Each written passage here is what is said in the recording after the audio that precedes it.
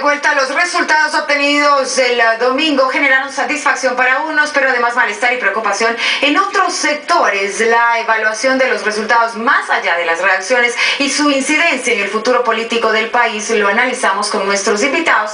Y para ello nos acompañan esta mañana Virgilio Hernández, asambleísta por Alianza País. Está ya con nosotros Edgar Alan García, analista político, y Jorge Mora Varela, docente universitario. Señores, buenos días.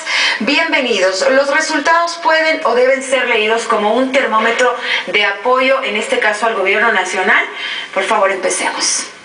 A ver, creo que es difícil realizar o encontrar una matriz de análisis nacional en estas elecciones seccionales.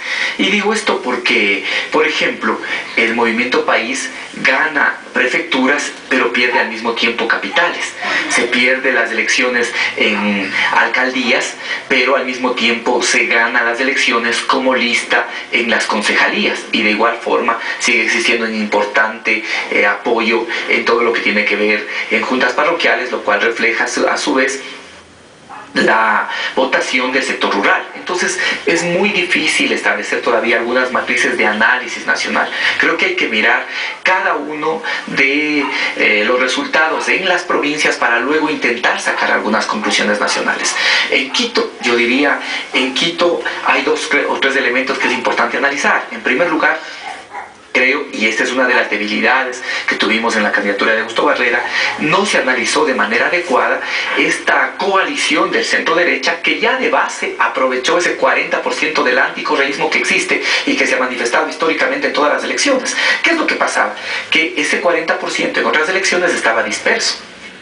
Ahora, esta coalición lo que hace es unificar el conjunto de tendencias del anticorreísmo que van desde sectores que se dicen de izquierda, pero que terminan finalmente articulando con la derecha. Ahora, porque otro de los factores que se analizaba en Quito particularmente era el voto no anticorreísta, sino anti-Barrera en este caso.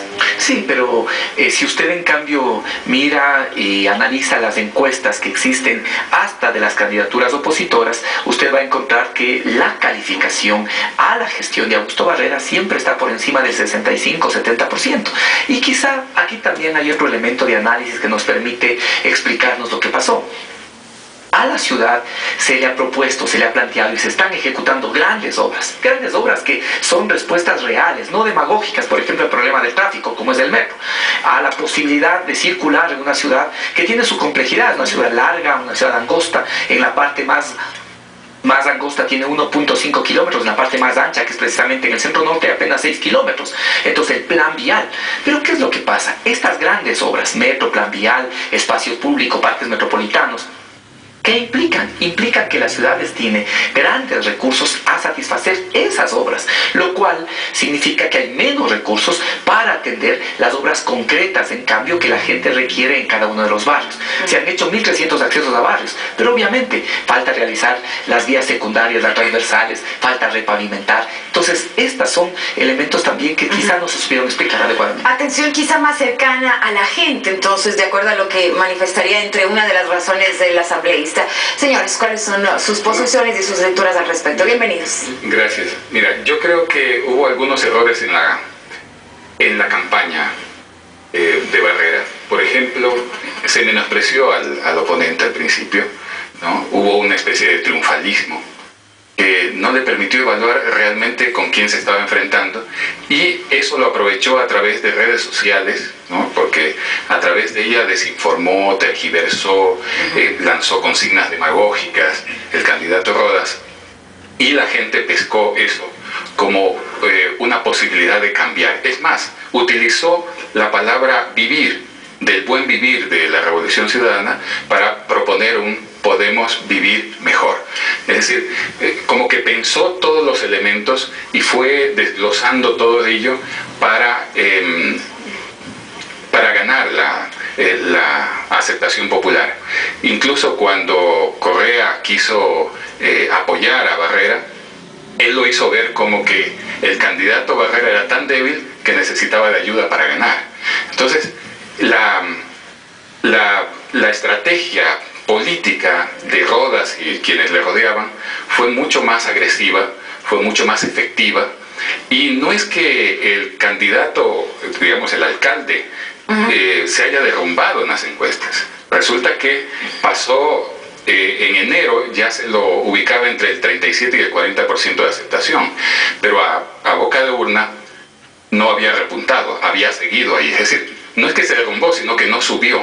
Y entonces, en algún momento habrá que analizarse qué es lo que pasó. Ahora, doctor, ¿se puede hablar únicamente de una falla en la estrategia de campaña, en esta maquinaria electoral? ¿O también será momento desde el lado del oficialismo de repensar quizás ciertos cuadros, un momento de oxigenación que es necesaria también? El presidente incluso hablaba y decía de la necesidad de no estancarse. Gracias por la invitación.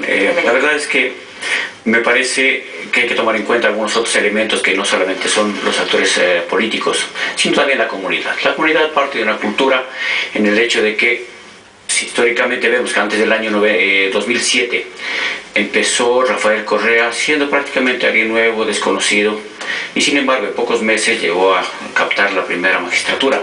Ese mismo comportamiento se ha vuelto a repetir. Hace 3 meses Augusto Barrera contaba con el 40-45% de aceptación y parecía el seguro ganador. El señor Barrera, el señor alcalde electo partía con una aceptación pequeñísima. Entonces el mismo efecto que se generó con Rafael Correa se reproduce ahora.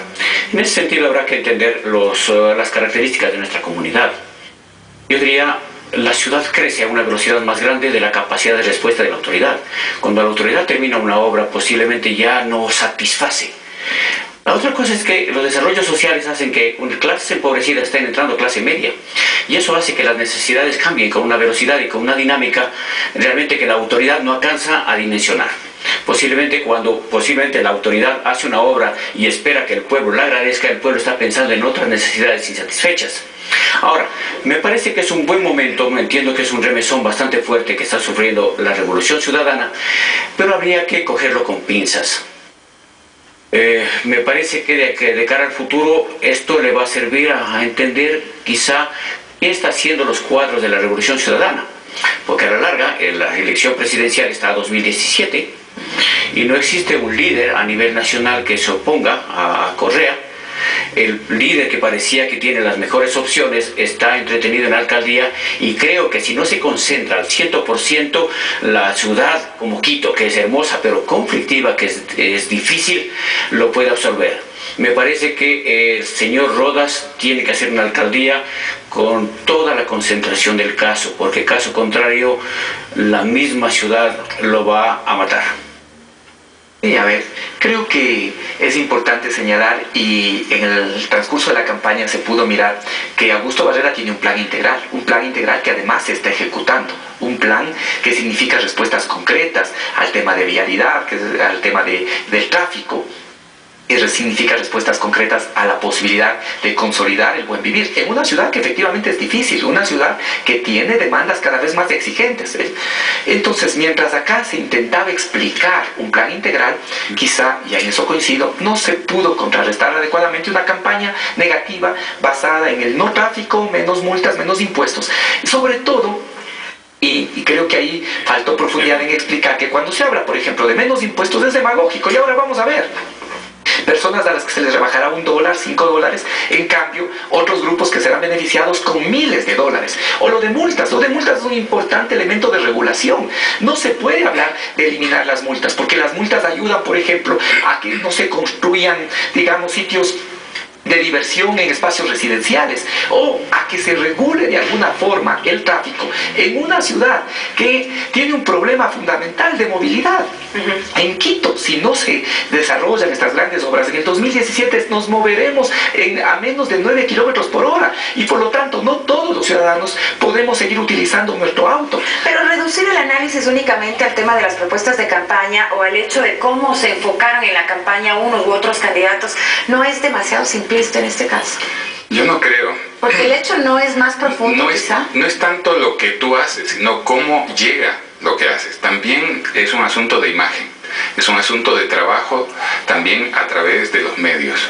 Y sobre todo una proyección de esa imagen en la comunidad. Entonces, tanto en la administración, que ha sido para mí bastante buena de Barrera, como como en la campaña no hubo la suficiente énfasis en los logros de esta administración. Yo creo que se magnificaron además los errores. Por ejemplo, algunas cuestiones que tenían que ver con el ciclopaseo, que complicaban el tránsito. Por ejemplo, realmente sacaban de quicio a los quiteños y decían, pues, pero ¿cómo es posible, no? Yo creo que ahí faltó sensibilidad para sacar, si ya se habían equivocado, sacar esas señalizaciones que complicaban el tráfico en lugares donde además no había prácticamente ciclistas. Entonces, pero de todas maneras siguió este concepto porque había una voluntad de hacer una ciudad para peatones también, una ciudad para ciclistas, una ciudad para todos, no solamente para los conductores.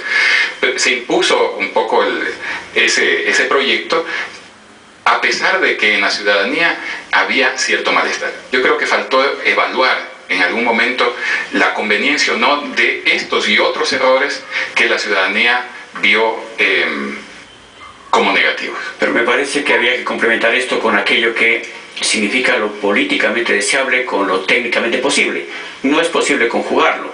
A veces uno puede decir, sí, una ciudad para todos, pero la ciudad es compleja. Yo vivo en el Valle de los Chillos y la verdad es que ir al trabajo o volver a casa es un momento molesto, porque la ciudad no funciona.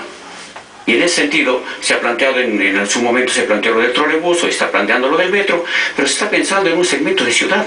Y posiblemente en la ciudad de un poco más de 2 millones de habitantes, me parece que hay sectores que no se los está mirando. Mire, ha habido errores tan casos como el asunto del manejo del impuesto predial. Cuando se eleva a 2.5 la tasa del predial, resulta que los terrenos que posiblemente estaban comprándose en 25, 30, 35 mil dólares, con el impuesto predial subieron a 80, 90 mil dólares. Entonces eso resiente a las familias. Por supuesto que lo resiente, porque si yo tengo un hijo que va a empezar la vida, tiene que contar con 80 mil dólares. Y generó un efecto inflacionario gravísimo.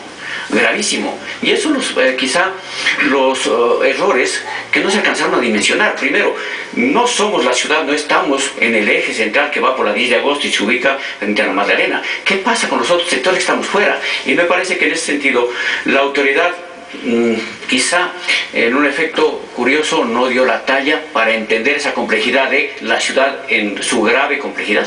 Finalizo con usted, asambleísta Hernández. Amenazada la revolución ciudadana, aquello que el presidente un poco advertía del tema de la ingobernabilidad, ¿ustedes lo ven de esta manera? Porque el candidato electo a la alcaldía de Quito ha mostrado su disposición de trabajar con el gobierno.